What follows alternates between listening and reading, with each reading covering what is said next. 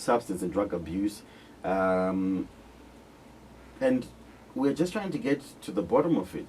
We're just trying to find what the problem is, and hopefully we can proffer solutions to some of those problems that we might be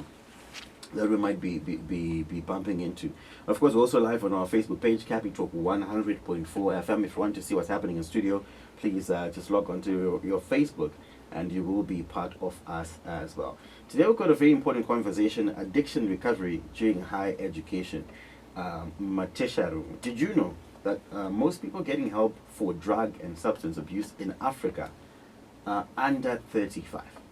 In Zimbabwe, this problem has been getting worse over the past few years. The truth is, young people between 18 and 25 are most likely to use drugs, and it often starts during their teenage years. To tackle this issue, we need to understand why college students are using substances. Good morning, Doc. Thank you for joining us. Good morning to you, and good morning to the listeners. Awesome. And also, we've got Tendai from Mubatirapamwe. Good morning, Tendai. Thank you so much for joining us. Good morning, and thank you so much for having us today. Awesome. Where do we begin the conversation about what's happening in college? I can imagine what was happening 8 years ago and what's happening now. I think, some of those guys are in 2040 right now, and we're still here. But because of the things that are happening around them and the excitement that is just around being in college and being cool, I think you would want to believe that's one of the coolest things that will ever happen to you, being in college. But we forget what the primary purpose of being in that institution is. And unfortunately, sometimes it just ends up badly. So where do you start the conversation? I'll start with you, Doc. In terms of how being in college gets to our heads, and essentially we get lost along the way. Yeah, thank you very much. I think this is quite critical, especially among the young people. One thing that I would like to raise is, I think we have to create a kind of a transition before someone goes into college, because it's a clear culture shock for someone that has been staying home, that is all her life or his life. He has had parents around him, siblings around him. Suddenly he's going into a setup where he's totally free to make every decision. I think it's one of those biggest triggers. I would just call it the culture shock. And I think everyone is inquisitive. You want to find out. I mean, it's like self-discovery. Because all this time, probably you were living a kind of a structured life, where everything has got a kind of a textbook. Yeah. Say, I'm waking up, mom will say, go and do this.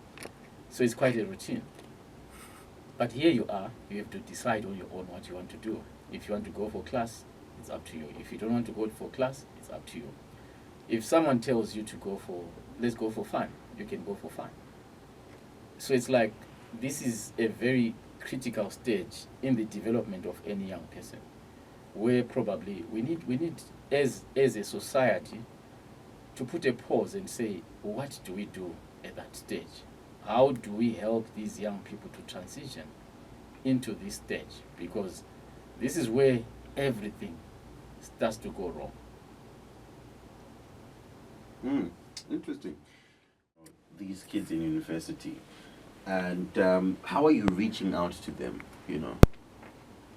Maybe to initiate such conversations, or maybe you are actually dealing with someone who is knee deep in addiction. How do you go about it? All right. There is no fixed approach really to engage with someone using substances, and from my experience, you just need to find a better way that is more engaging, that really appeals to that particular individual that you're reaching out to. For students that are in tertiary institutions, it's very difficult, and like me trying to reach out to someone who is in the workforce or someone a grown adult, because normally for students or tertiary institution people, you need to find a particular activity that really appeals to them, then engage to them interactively without necessarily putting some form of judgment. Probably it's through sports. Yeah, if it's through sport, maybe it's chess, it's soccer, then while this you are trying to map out the game and the dynamics of this play or activity, you bring in the components of addiction and let them tell you what their experience is like without necessarily imposing. Because, you know, when you are dealing with students, they are very sensitive. They're very sensitive actually to come to the open that we are using these substances. That's one. Two, if you find those that are actually open, they are very apprehensive and they are very defensive. They are prepared to argue their way out. That, you know, I'm taking weed because it helps me with my academics, so what's wrong with it? And in any case, weed is being used in other institutions to treat certain ailments. So what's wrong with it? So what's wrong with it? And in other countries, they're actually advocating for microdosing because they realize that it's actually greatest human need to have that recreational aspect. So you should be prepared to make sure that you provide that psychoeducation, because it's not as easy like dealing with other groups, dealing with someone who's in tertiary institution. They are smart. They always try to find their way out of those arguments. So if it's psychoeducation that you're providing to someone in tertiary institution, you should be really prepared for it. So you mentioned the use of you know, these different strategies. You know, you've got your sport, you've got you know, you've got music as well. You've got quite a number of things that you can use to penetrate. But I still bend to the idea that it's like you rightfully said, you know, for them to actually listen and care. They might be listening, but do they really care to, you know, to really be interested about what's happening? You know, what then motivates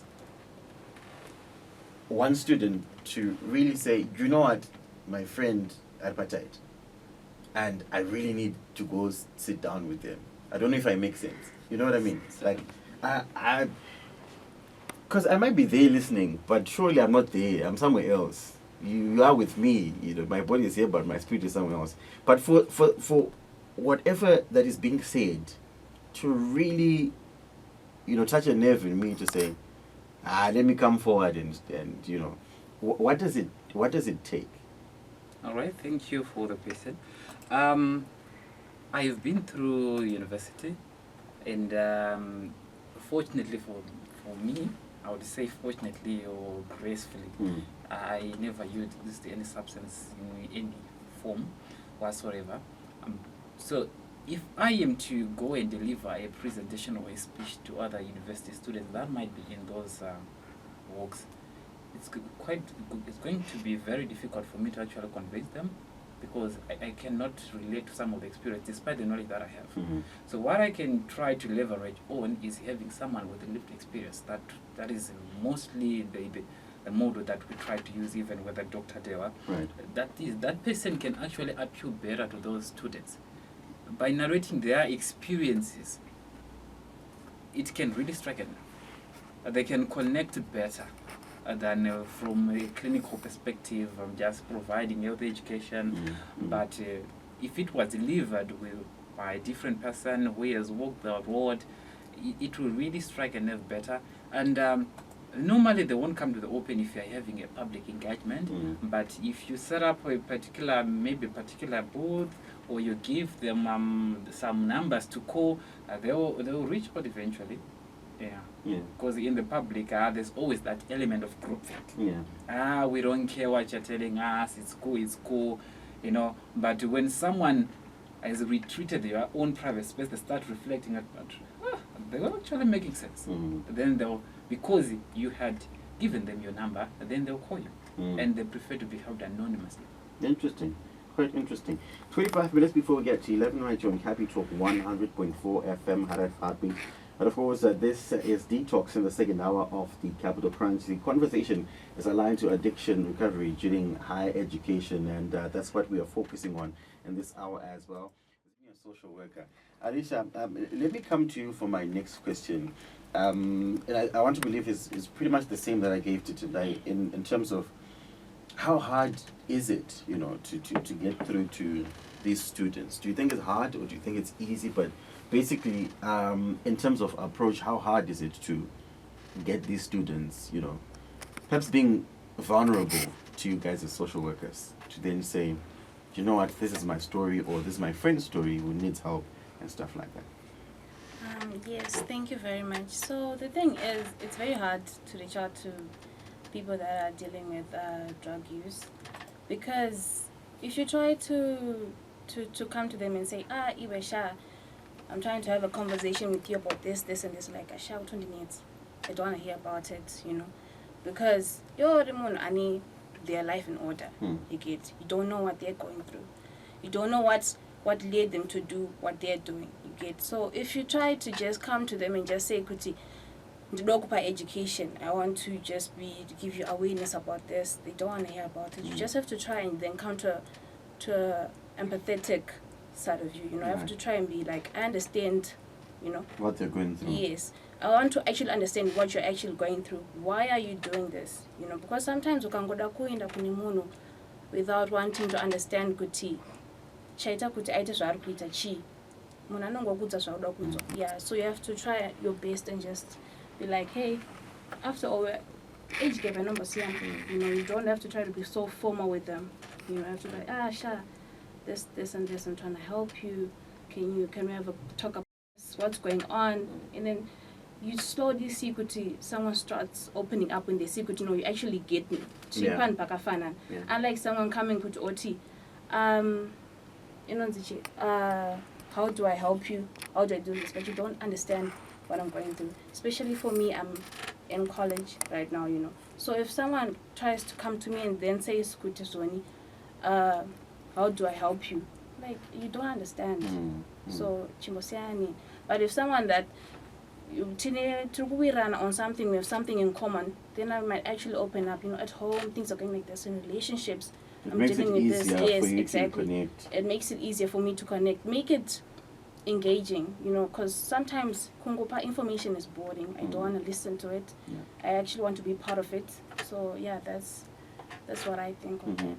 Now, as a social worker, do you think there's a difference now in this opening up between males and females? Do you think in terms of just being vulnerable? I think I'll give you an example. I think we're a bit tough in terms of opening up to each other. Areas we feel like this is too sensitive, or sometimes maybe I feel you're being petty. Why are we talking about that when we're supposed to be talking about something else? Is it the same thing with women in terms of being vulnerable, or like rightfully put it joy as well? Maybe if we've got things in common as well, it makes it easier for us to connect. Yes. Well, women are actually more easier to talk to about these things because you're just so used to your support system as women is very simple. You can just call your friends and be like, hey man, I'm going through this, and then she'll come and she'll actually try and talk to you about that. Unlike guys, for example, you're going through a breakup and then you're dealing with like really hard and then you try to tell your friend like, hey Michael, I'm not okay. Like, sure, don't worry, gonna be fine.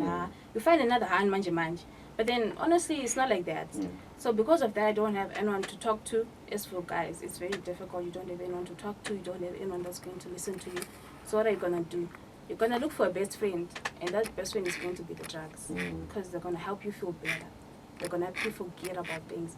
Unlike girls, you can actually be like, this is going on, and then they're like, no, let's go for lunch.